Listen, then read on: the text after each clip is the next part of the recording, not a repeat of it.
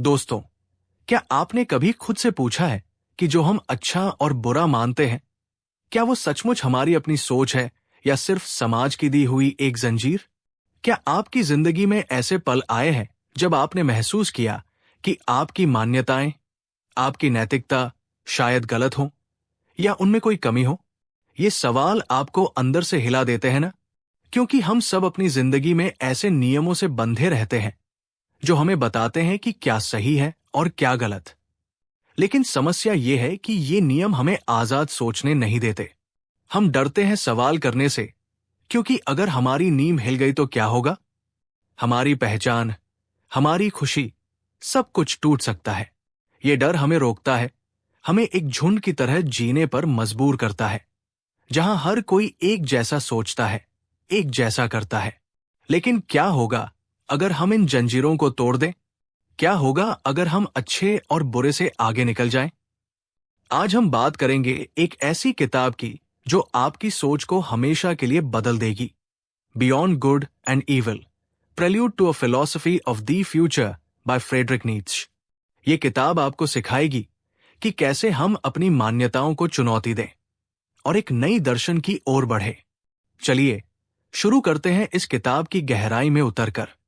Nietzsche की ये किताब एक तरह की चुनौती है पूरी दर्शन शास्त्र की दुनिया को।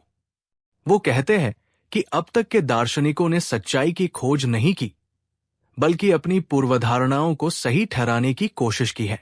वो शुरू करते हैं एक प्रस्तावना से, जहां वो प्लेटो जैसे पुराने दार्शनिकों पर हमला करते हैं। प्लेटो ने अच्छाई को एक शाश्वत सच्चाई बना दिया, लेकिन नीत्शे कहते हैं कि ये सिर्फ एक भ्रम है। दर्शन शास्त्र को अब तक कुत्ते की तरह बंधा रखा गया है, जो अपनी पूंछ को काटने की कोशिश करता है लेकिन कभी सफल नहीं होता। नीत्शे हमें बताते हैं कि हर बड़ा दर्शन वास्तव में दार्शनिक की अपनी व्यक्तिगत कबूलनामा है। वो अपनी पूर्वधारणाओं को सिस्टम में बदल देते हैं ताकि वो सही लगे। लेकिन अब समय आ गया है कि हम इन पूर्वधारणाओं को परखें, उन्हें चुनौती दें। ये प्रस्तावना हमें तैयार करती है एक ऐसी यात्रा के लिए जहां हम सच्चाई की खोज में अच्छे और बुरे से आगे बढ़ेंगे। अब आते हैं किताब के पहले हिस्से पर, जहां नीत्शे दार्शनिकों की पूर्वधारणाओं पर बात करते हैं। वो सवाल उठाते हैं कि सच्चाई क्या है? क्या दार्शनिक सच में सच्चाई की तलाश कर रहे हैं या सिर्फ अपनी मान्यताओं को साबित कर रहे हैं? नीत्शे कहते हैं कि अब तक के दर्शन में सच्चाई और झूठ दोनों ही जीवन की शर्तें हैं। इंसान की बुद्धि को दोनों की जरूरत है। लेकिन दार्शनिकों ने हमेशा विपरीत मूल्यों पर विश्वास किया है, जैसे अच्छा और बुरा, सच्चा और झूठा। नीत्शे इस विश्वास को चुनौती देते हैं। वो कहते हैं कि दुनिया को विपरीतों में बांटना एक गलती है। उदाहरण के लिए, अगर कोई कहे कि आत्मा और शरीर अलग है, तो नीत्शे पूछते हैं कि क्या ये सिर्फ एक पूर्वधारणा नहीं? वो विल टू पावर की बात करते हैं, जो जीवन की मुख्य ड्राइव है। हर जीव, हर इंसान शक्ति बढ़ाने की कोशिश करता है। दर्शन भी इसी विल टू पावर का रूप है। नीत्शे हमें एक उदाहरण देते हैं डेस्कार्टेस का, जो कहते थे मैं सोचता हूं इसलिए मैं हूं। लेकिन नीत्शे कहते हैं कि यह भी एक पूर्वधारणा है, क्योंकि ये मान लेता है कि सोचना एक अलग चीज है। असल में हमारी सोच हमारे शरीर, हमारे अनुभवों से जुड़ी है। यह हिस्सा हमें भावुक बनाता है, क्योंकि ये हमें अपनी सोच पर सवाल करने को मजबूर करता है। क्या हम भी ऐसी पूर्वधारणाओं से बंधे हैं जो हमें आजाद नहीं होने देती? ये सवाल हमें अंदर से छूता है, क्योंकि हम सब अपनी जिंदगी में ऐसी मान्यताओं से जूझते हैं जो हमें रोकती है। फिर नीत्शे मुक्त आत्मा की बात करते हैं। मुक्त आत्मा वो है जो नैतिकता से ऊपर उठकर सोचता है। लेकिन ये आसान नहीं। हमें अपनी चेतना और अचेतन इच्छाओं को अलग करना मुश्किल है। नीत्शे कहते हैं कि नैतिकता इतिहास की उपज है, वो शाश्वत नहीं। एक मुक्त आत्मा बनने के लिए हमें नैतिकता को पार करना होगा। वो भविष्य के दार्शनिकों की बात करते हैं जो इस नींव को रखेंगे। कल्पना कीजिए, आप अपनी जिंदगी में एक ऐसे पल पर हैं जहां आपको अपनी पुरानी मान्यताओं को छोड़ना पड़ता है। ये दर्दनाक है, लेकिन यही मुक्ति है। नीत्शे हमें ऐसे ही भावुक बनाते हैं, हमें अपनी कमजोरियों से रूबरू कराते हैं। वो कहते हैं कि सच्चा दार्शनिक वो है जो प्रयोग करता है, किसी भी विचार को परखता है बिना डर के। लेकिन समाज हमें डराता है, हमें झुंड में रखता है। ये हिस्सा हमें रिलेटेबल लगता है क्योंकि आज की दुनिया में भी हम सोशल मीडिया पर एक जैसा सोचते हैं, एक जैसा करते हैं, लेकिन अंदर से खाली महसूस करते हैं। अब धार्मिक मूड पर बात। नीत्शे धर्म को एक सामाजिक निर्माण मानते हैं जो नैतिकता को शाश्वत बना देता है। वो ईसाई धर्म पर हमला करते हैं, कहते हैं कि ये गुलामों की विद्रोह से निकला है, रोमन साम्राज्य के खिलाफ। धर्म समाज में जगह रखता है, लेकिन ये मालिक नहीं होना चाहिए। नीत्शे कहते हैं कि ईसाई नैतिकता ने दुख को खत्म करने की कोशिश की, लेकिन इससे एक खतरनाक इंसान पैदा हुआ, झुंड वाला इंसान।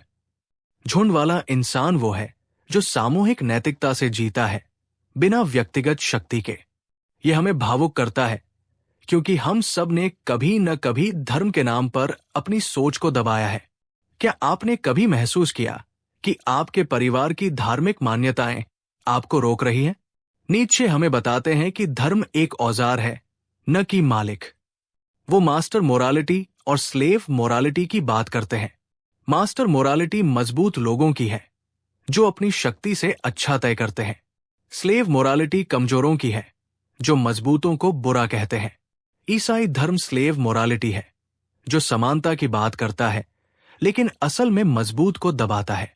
ये विचार हमें सोचने पर मजबूर करता है कि हमारी अपनी नैतिकता किस तरह की है।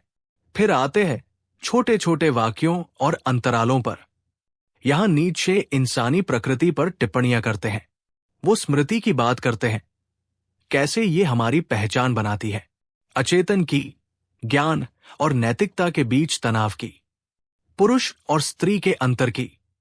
सच्ची परिपक्वता क्या है, ईमानदारी की क्रूरता।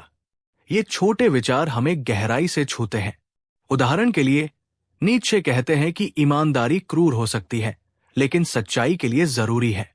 कल्पना कीजिए, आप अपने दोस्त से सच बोलते हैं और वो दुखी हो जाता है, लेकिन यही सच्चाई है।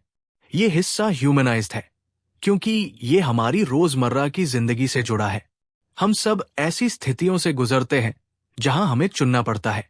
नीत्शे हमें बताते हैं कि इंसानी प्रकृति जटिल है, चेतन और अचेतन से भरी। इसे सरल नैतिकता में नहीं बांधा जा सकता। नैतिकता के प्राकृतिक इतिहास पर नीत्शे कहते हैं कि पहले के प्रयास नैतिकता को विश्लेषित करने के थे, लेकिन वो पक्षपाती थे। दार्शनिक अपनी नैतिकता को सही ठहराना चाहते थे। नैतिकता उत्पादक बंधन होनी चाहिए जो इंसान को विकास की ओर ले जाए। लेकिन प्लेटोनिक ईसाई नैतिकता ने इसे उलट दिया, नैतिकता को इंस्टिंक्ट के खिलाफ कर दिया और झुंड इंसान पैदा किया। नीत्शे भविष्य के दार्शनिकों पर आशा रखते हैं जो विल टू पावर पर निर्भर होंगे। वो मास्टर और स्लेव मोरालिटी को और गहराई से समझाते हैं। मास्टर मोरालिटी में अच्छा मतलब मजबूत, नोबल, बुरा मतलब कमजोर। स्लेव मोरालिटी में अच्छा मतलब दयालु, कमजोर, बुरा मतलब मजबूत, क्रूर। नीत्शे स्लेव मोरालिटी को आलोचना करते हैं क्योंकि ये समानता की बात करती है, लेकिन असल में मजबूत को नीचे खींचती है। वो कहते हैं कि मजबूत इंसान खुद पर क्रूर होता है, अपनी पूर्वधारणाओं को परखता है, लेकिन हर किसी में पूर्वधारणाएं होती हैं। यहां नीत्शे महिलाओं पर एक लंबी टिप्पणी करते हैं जो उनकी अपनी पूर्वधारणा दिखाती है।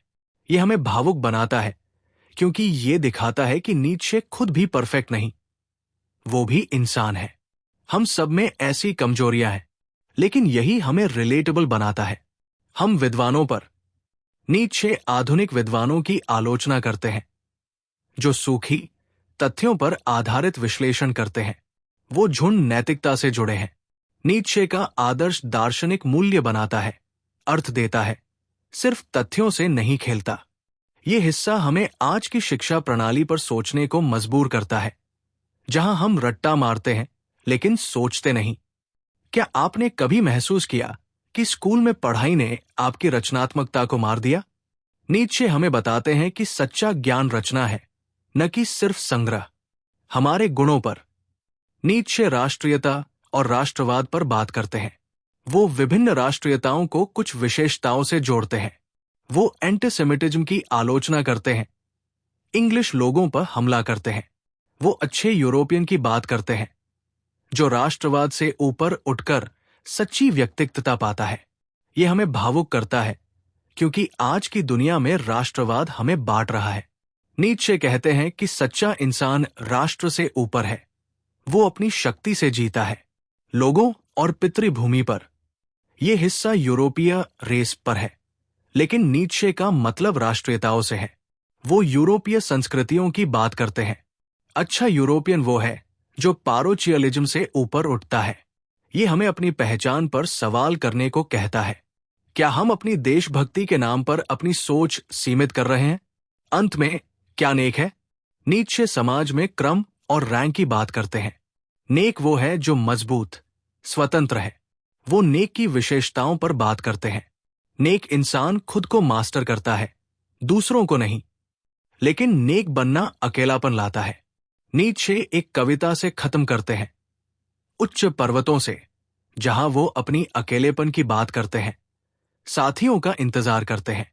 ये भावुक अंत है जो हमें नीत्शे की अपनी जिंदगी से जोड़ता है। वो बीमार थे, अकेले, लेकिन उनकी सोच अमर है। दोस्तों, ये किताब हमें सिखाती है कि अच्छे और बुरे से आगे बढ़कर हम अपनी शक्ति पाएं, अपनी सच्चाई खोजें। ये आसान नहीं, लेकिन जरूरी है। और हां, नई किताब का समरी हर दिन शाम 8 बजे IST पर जारी होता है, एक अनोखे विषय पर। तो क्या आप तैयार हैं अपनी सोच बदलने के लिए? कृपया सब्सक्राइब करें, बेल आइकन दबाएं, लाइक करें, शेयर करें और कमेंट में बताएं कि इस किताब ने आपको कैसे प्रभावित किया।